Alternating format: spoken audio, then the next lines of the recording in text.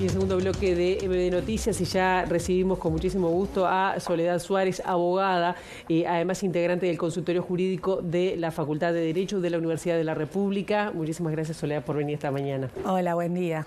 Bueno, realmente han sido meses, por no decir años, de muchísimo trabajo con casos, como decíamos, emblemáticos de explotación sexual que han llegado al consultorio jurídico. Hablemos del que ha dado también novedades esta semana, lo que tiene que ver con el caso llamado Operación Océano. ¿Qué novedades hay de ese caso que, bueno, se aprobó una instancia importante de juicio oral? Es así. El procedimiento penal actual tiene 3 etapas, podemos decir, o 4 si contamos la ejecución. Una, que es la indagatoria preliminar, que en general es la que ustedes más cercanos están, porque está relacionado con las primeras medidas, la formalización, si tiene prisión preventiva o no, todo eso que ustedes normalmente siguen. Luego, la etapa intermedia, donde se realizan una serie de actividades ya presentada la acusación y la respuesta de las defensas, y de repente la que podemos decir más significativa es en esa misma etapa intermedia es el control de admisibilidad de la prueba, o sea, deciden qué prueba entra y cuál no. Bueno, eso insumió todo el año pasado y finaliza esa etapa con una resolución. Esa resolución da lugar a que la misma incluye qué juez es el juez que tocará en juicio y el pasaje, una vez dictado y notificado, el pasaje al juez de juicio que tiene entre 10 días y 3 meses para señalar el comienzo del mismo, que sería la tercera etapa, el juicio. Lo que ocurre es que siempre es una resolución compleja porque tenés que controlar que una audiencia que es muy técnica, que es la audiencia de control de acusación, esté correctamente reflejada en esa resolución, no porque haya mala fe, sino porque es muy técnica y pueden haber errores, dado los debates y después copiar cómo quedó el decreto. Y realmente eso se hace en un plazo de 3 días porque, bueno, ese es un tema técnico. Y nosotros no nos da el tiempo en este caso a nadie porque son 300 carillas. Entonces, lo que hicimos entre todos, la Fiscalía, la defensa de los imputados y nosotros fue, por acuerdo, suspender el plazo por un cierto tiempo razonable que nos dé para actuar con diligencia profesional, porque somos responsables como tales de, si hay un error y no lo advertimos, que eso produzca algo distinto de lo que se estableció en juicio. Entonces, por eso va a haber como una variante del tracto normal del procedimiento, pero es la complejidad que lo requiere. Quiere decir que en vez de empezar en breve, va a empezar más adelante. Un poquito más, porque necesitamos más días. Y aparte es una lectura muy compleja. ¿Días o meses?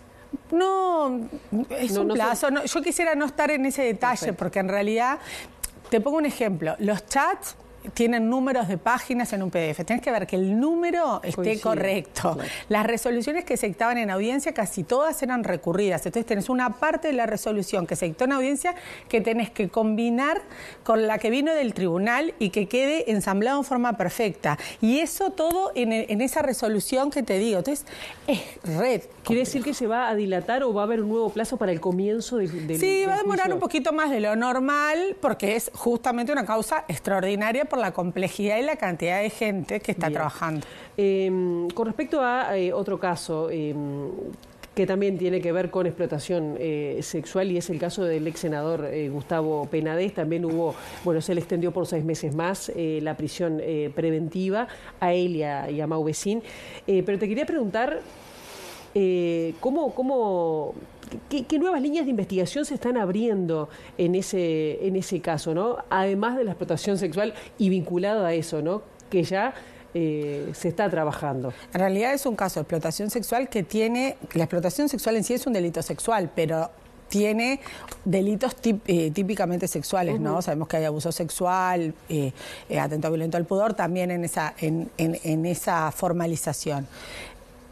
En ese caso inicialmente tuvo algo que se acopló, que es cuando se detecta que se estaban realizando investigaciones, que investigar por la defensa sí es lícito y correcto. Lo que ocurre es que acá hay 2 cuestiones que se violentaron. Una es que en este caso específico hay una resolución laudada por el Tribunal de Apelaciones que es la reserva de identidad. Entonces, más allá que usaran el aparato del Estado o no pueden, porque lo tienen prohibido, y esto es una afrenta abierta y directa a la resolución judicial, tratar de detectar quiénes son las víctimas.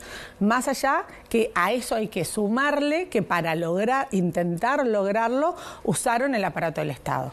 Lo usaron a través de un despliegue que por un lado estuvo concentrado en Taroco y todas estas personas que tuvieron ya condena a juicio abreviado, hablamos de 6 condenas, todas con esta dinámica, y otras que, bueno, yo no debería contarlo, pero en realidad en la medida que ya se hizo público, porque existieron filtraciones que me exceden, ustedes saben que hubo otras, corte electoral, etcétera, que no tengo información probada de que esté unida como una misma organización, pero sí como un mismo plan desde los imputados, ¿no?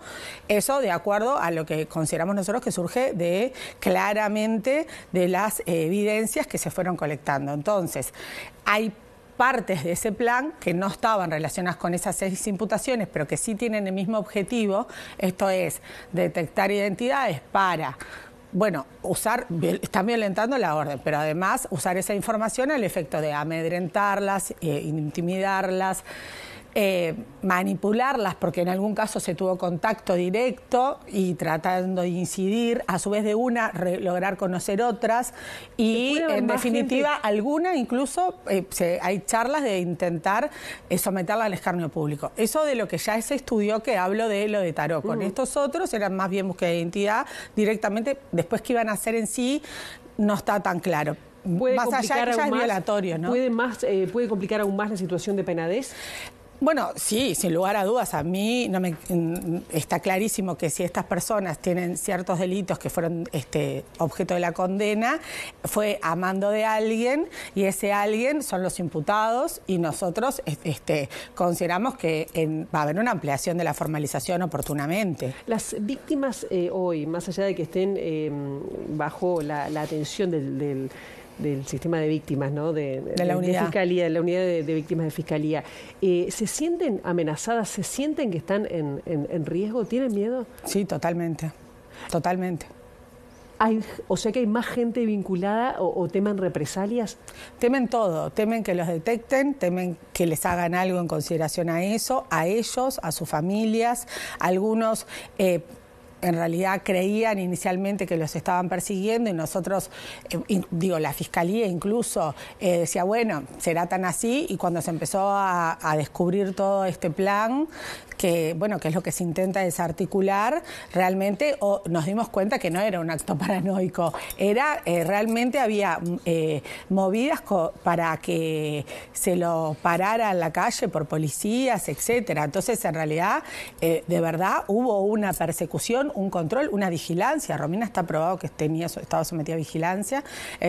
¿Cómo no va a tener miedo? Y los más chiquitos se acercaron a Fiscalía a través de Romina. Ahora tienen el contacto más directo con nosotros, pero verdaderamente en manera inicial era a través de ella porque, bueno, se sentían demasiado frágiles. Claro.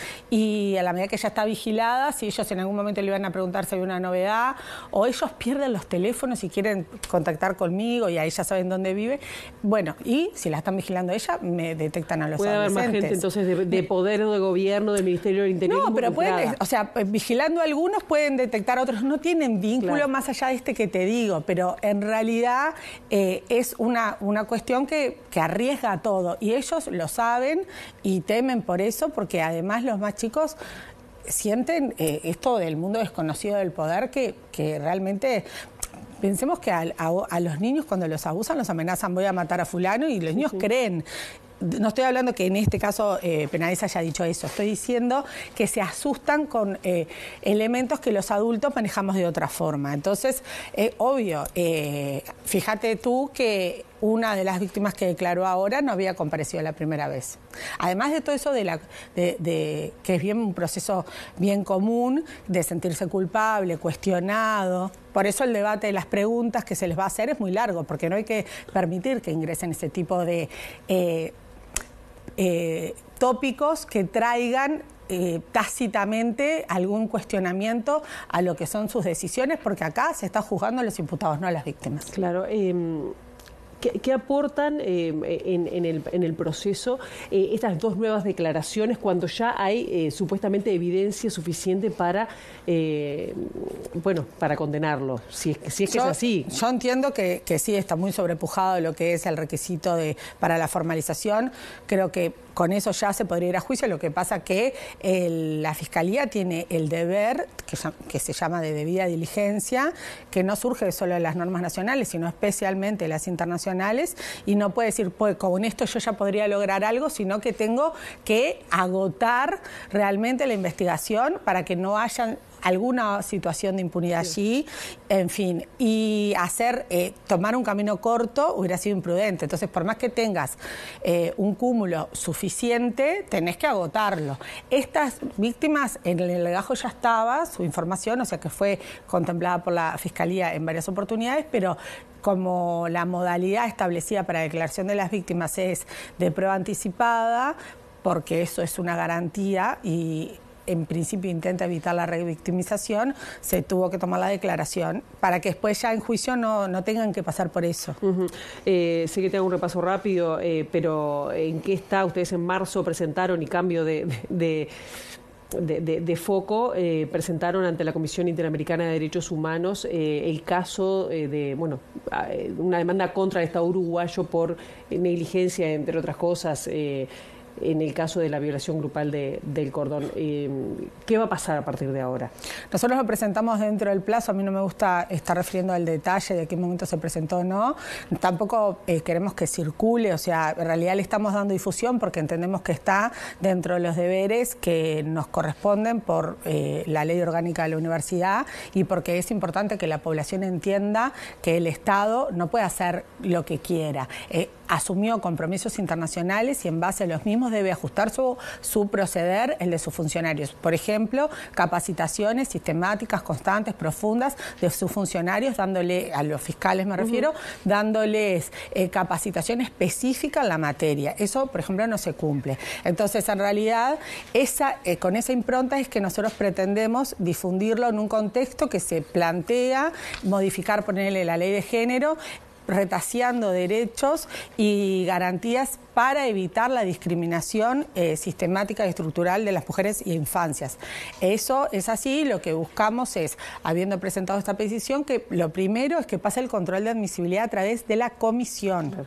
Luego la comisión tiene dos instancias que son de control de requisitos de admisibilidad, después otro más relacionado al fondo, y luego pasa a si lo admite, si lo va admitiendo. ¿Y eso qué plazos hay? ¿Hay plazos? En realidad no tiene plazos específicos, sí ha ido implementando sistemas para tratar de hacerlo de forma más rápida. Pero te pongo un ejemplo.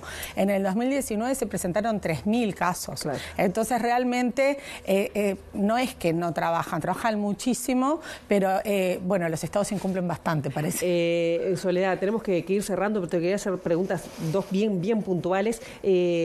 Son todos estos, porque hay una vinculación en estos casos que recién te preguntaba, no te los pregunté al azar, sino que hay, esa explotación sexual, ese abuso. En el caso de los dos primeros, sobre todo, hay una diferencia de poder que es muy desigual, ¿no? ¿Es así? En general, los casos de abuso sexual y de explotación siempre son con asimetría de poder. Esa es su esencia. Pero estos, particularmente, son casos de poder. ¿Y por qué llegan más? ¿Hay una sobrerepresentación en el consultorio? Llegan al consultorio porque es población vulnerable y nosotros atendemos a gente con carencia de recursos económicos. Ahí vemos quién está más en lo que se denomina interseccionalidad, con cierta vulnerabilidad para ser captado, sometido por este tipo de perpetradores de delitos tan horrorosos. La interseccionalidad es que confluyen en una misma persona varios criterios de discriminación. Entonces, indudablemente eso los vuelve más vulnerables y no es su responsabilidad. Es la responsabilidad del que lo hace y del Estado que debe tomar políticas públicas para evitarlo.